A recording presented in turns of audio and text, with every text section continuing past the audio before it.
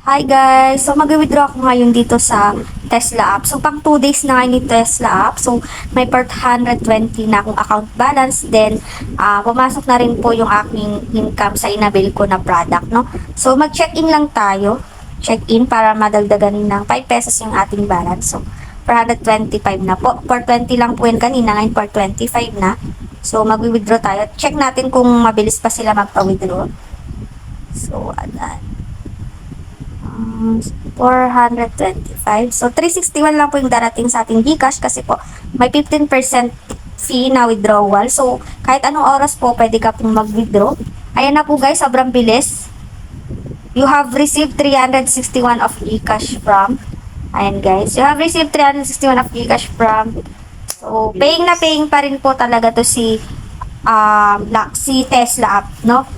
So, pang 2 days pa lang naman. So, ayun guys, yung inabil nating product is yung 400 pesos. Ang daily income po niya is 120 pesos, no? So, kahit ilan po yan yung bilhin nyo, kahit ilang 200, kahit ilang 400, may 650, may 1,000, 1,500. Sana tumagal to katulad ng Chile Finance, tsaka yung BAT Online, no? So, yun guys, if you want to invest, ilalagay ko na lang sa pin comment section ko yung aking link. Then, ilalagay ko rin din po yung Telegram link ko doon. So, Telegram group links, GC, no? So, yun guys, invest what you can afford to lose, no? Kasi hindi natin alam kung kailan mawawala to.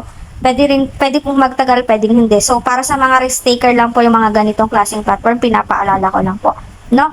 So, yun lang guys. Thank you for watching. Happy earnings. Bye-bye. Love you all. Mama Chup Chup. Please subscribe to my channel for more videos and for more updates.